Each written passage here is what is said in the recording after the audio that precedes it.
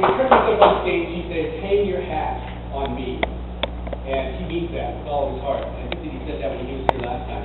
He says, bet on the Hansons, bet on the Taylors, because they don't lose. They don't lose. They don't know how to give up, and they never do. I'm betting on the Hansons and the Taylors myself as an employee in the corporate office.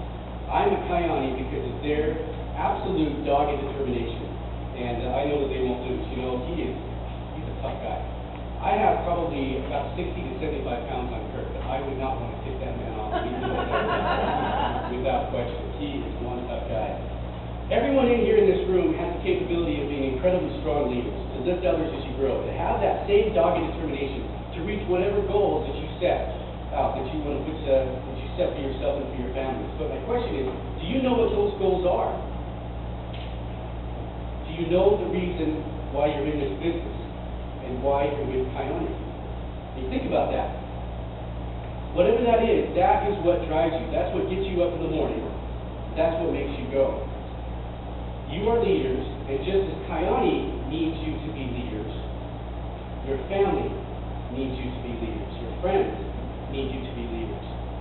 Those business partners, those future friends that you haven't met yet, need you to be a leader today.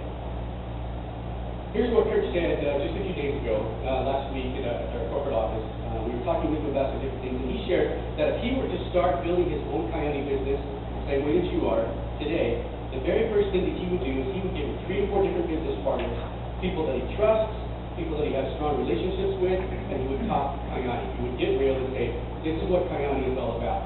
He has such an incredible belief in the product, what they do, what they've done for him, what they do for all of you, an incredible belief in the compensation plan, how it works, how aggressive it is, and its payoffs. And prepared with that confidence, Kurt said that he would begin to work with his people immediately. But that brings us to the next question. When you start to take action, it's easy to get out there and say, go to work. What do you do? How do you do it? For how long do you do it? An illustration. There's a basketball player, he recently retired, his name is Allen Iverson in the NBA. He played for a few teams in his career, and he was very, very good as a shooting guard and as a point guard. He was a lot of fun to watch when he played. However, he had a thing about practicing, a problem about practicing. Some of you might know what I'm talking about and where I'm going with this. But there was once an interview that took place, I think it was just after a game, and they were criticizing Allen Iverson about his lack of practice.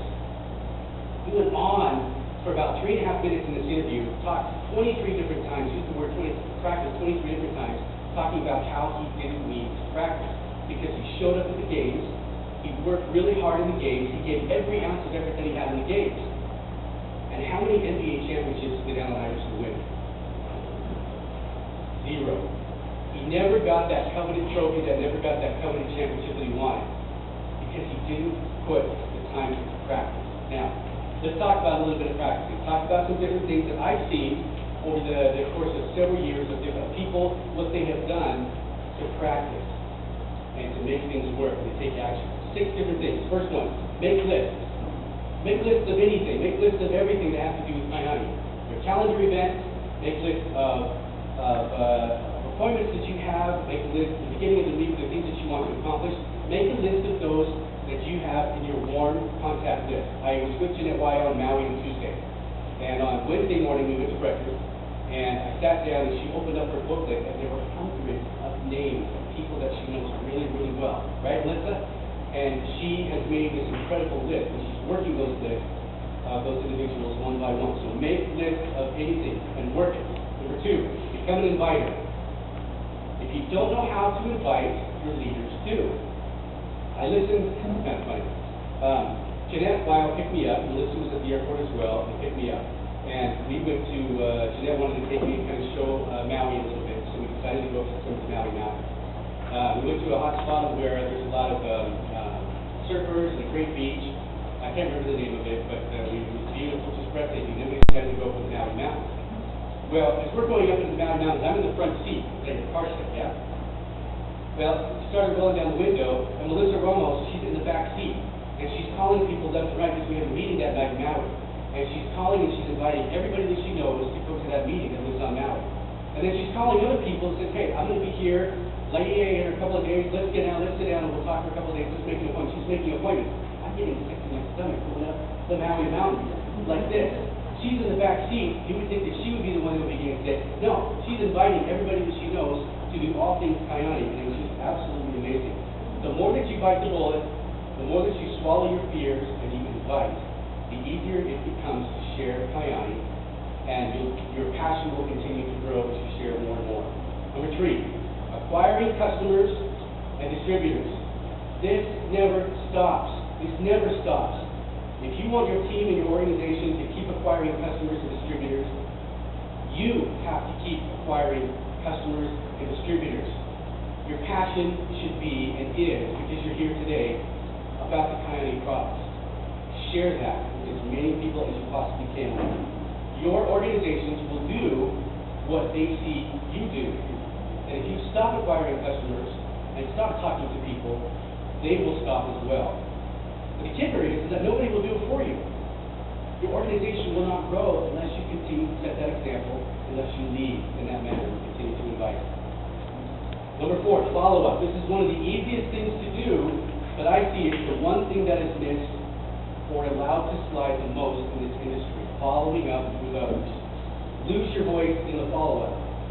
Following up with others, without question, is the difference maker in building your Kyani business and working with your teams. Number 5, go to trainings and bring other people with you. You know, your daily discussions, your phone calls, they're going to lead to your weekly meetings. They're going to build up to your weekly meetings. Your weekly meetings are going to build up to the Super Saturdays that happen once a month. The Super Saturdays build up to the different regional events that we have, like the Blue Diamond event that we had in September. The regional events build up to the International Convention that we have here in a couple of months. Go to these meetings and always invite others. It creates consistency. It creates a dependency in knowing that next week you've got a meeting. You can bring more people to this next meeting that you've got next week, and always invite others. Number 6, last thing. Teach other people to do the same thing.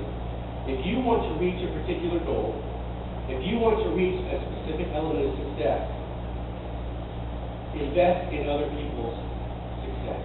Invest in others. The more that you lose yourself in helping other people to succeed and to achieve their dreams, the more success that you will have. Bring them up with you. A trainer described this successful NBA player this way. This trainer said about this player, he said he was the most competitive person and always felt that he needed to outwork someone. He learned how to turn his weaknesses into strengths. He would develop a new shot or a new move every off-season, as he always wanted to get better. He would intentionally go against the second best player on the team in practice so that this player could become as sharp as he could possibly be, and stay that way. He practiced incredibly hard, which made the game time, easy for him. He was so well prepared, and he always had the edge over his competition. His preparation, it took hard work, and he sacrificed in the moment to make the game to the playoffs successful. However, he still missed 9,000 shots. He lost 300 games. 26 times the game was on the line for him to take that winning shot, and he missed.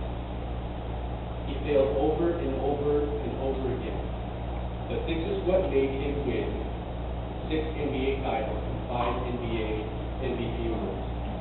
Michael Jordan is without question widely considered the greatest NBA basketball player because he practiced.